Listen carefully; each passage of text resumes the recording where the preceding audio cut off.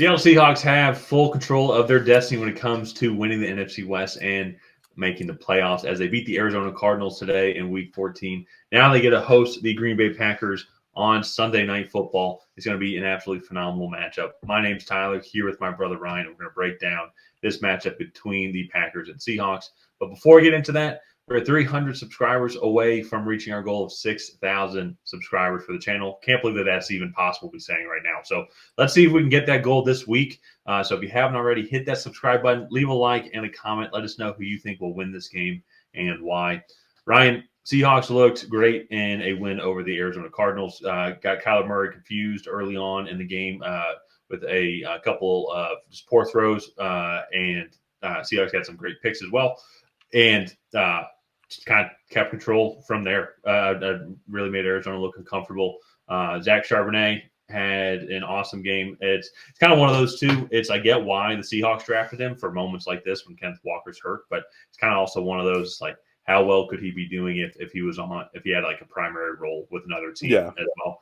But also too, maybe it's an overreaction because Cardinals defense is just not the best as well. But they look good. Green Bay Packers look great in the second half. Really poor start to their Thursday Night Football loss to the Detroit Lions, but came all the way back against arguably the best team in the NFL, but fell just short thanks to Jake Bates' field goal at the end of regulation. But I think they're looking really good. This is going to be an extremely fun matchup. Potential playoff preview, as if the Seahawks win the division and then the Packers become a wild card team.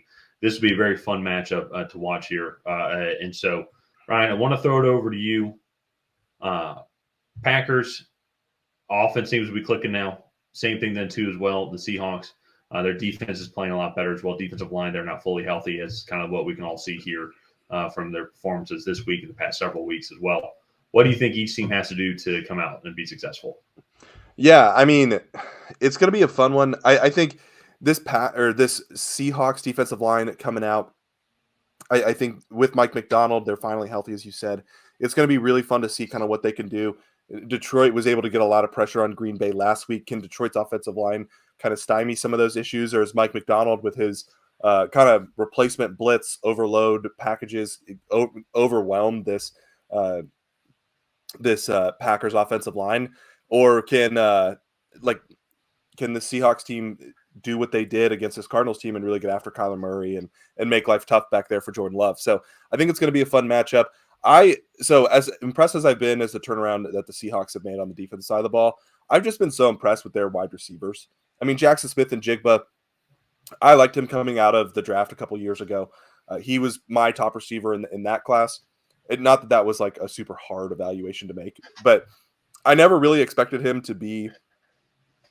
I don't want to say he's overtaking DK Metcalf, because DK Metcalf has been injured this year, and he's been like, he's not the possession receiver that Jackson Smith-Njigba is. But he has been such a force over the middle of the field for this offense that it's really opened things up for everybody else. And it's made defenses have to play this offense differently, where DK Metcalf, I felt like at times you could put a corner over him and put a safety over the top. And that would stymie a lot of like the big play ability that he would get. Now, doing that, you would open yourself up to have other mismatches other places. Don't get me wrong.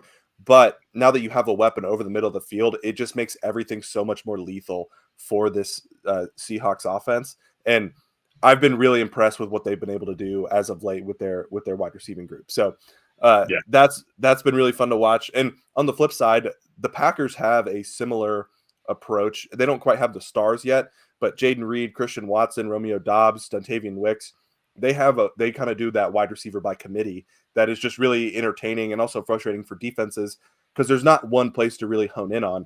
And then on top of all that, Josh Jacobs is having a career year. He already has over 1,000 yards.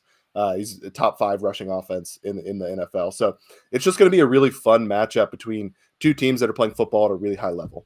Yeah, well, and back to JSN, he's on track now to have 1,000-yard season. Currently sitting at 911 receiving yards according to ESPN.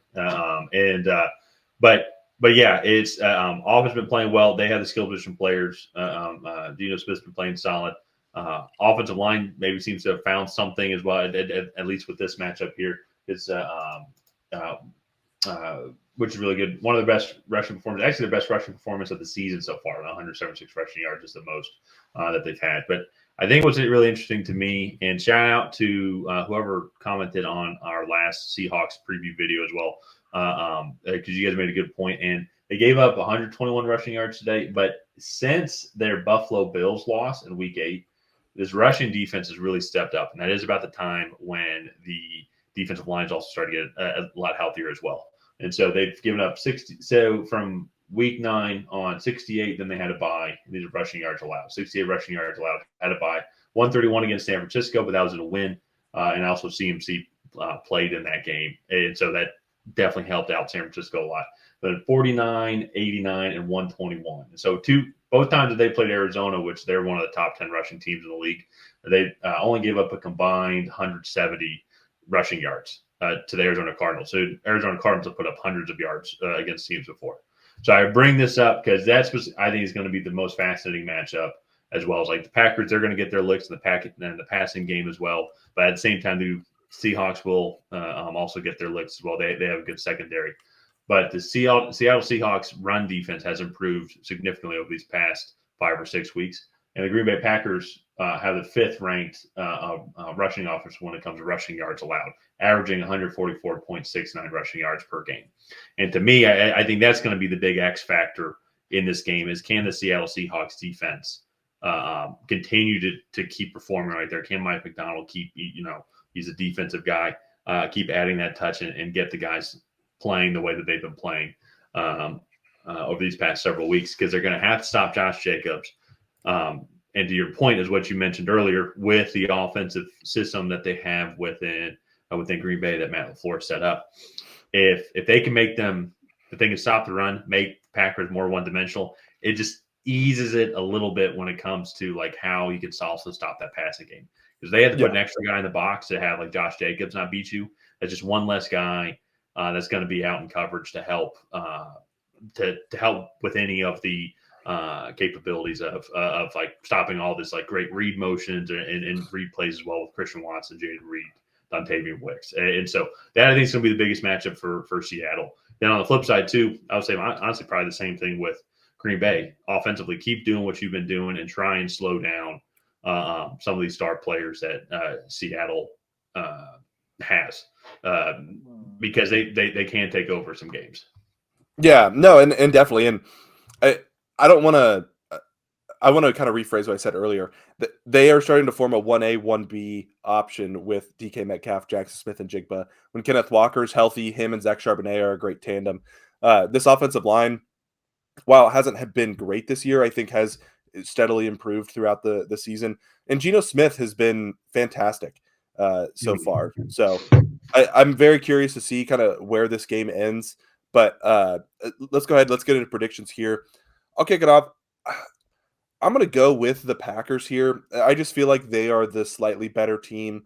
They're going to be the hungrier team coming into this matchup, especially coming off that loss to Detroit on Thursday Night Football. So I'm going to go with Green Bay here. I think they're just going to be the slightly more well-rounded team. Yeah, so this could go either way. This is going to be a really fun matchup to watch. I am going to go with the home team. And so for Seattle fans are probably upset because normally whenever I pick against them, they win. So I apologize if that's the case here. But I think this defensive line in particular, they're getting a little bit better in the trenches. And I think being at home, this is going to be a huge home field advantage for them on Sunday Night Football as well. Packers are a little bit banged up in the secondary. And as a star powers that we were talking about for Seattle, I think that's just going to be just enough of the difference, I think, for them to pull out a tight victory here. And so if they could just take care of the ball, when they went on their losing streak earlier this year, there were just several turnovers when they from weeks 4 to weeks 9 when they lost 5 of 6 games. They had nearly a turnover a game. Actually, the only game they didn't have a turnover was ironically against Atlanta, and they kicked the crap out of us. And that was their best game during that 6-game stretch. But outside of that, though, they had 4 games with multiple turnovers as well. And since then, they've been taking decently good care of the ball, just average one turnover a game since their bye. So I'm going to go with Green Bay in this. Sorry, I'm going to go with Seattle in this one. I think they've been playing cleaner, more well-rounded ball. Defensive line's getting a lot healthier. Going to have to get after Jordan Love, and I think the home field advantage in the 12th man is going to be a big deciding factor here. Yeah, so this is our second disagreement of the week. Let's go ahead. Let's wrap this one up here. I'm going with the Green Bay Packers. You're going with the Seattle Seahawks. Leave a comment down below on who you think is going to come out ahead. While you're down there, go ahead and like and subscribe. It is the best way to help out the channel. And other than that, we'll see you guys next time.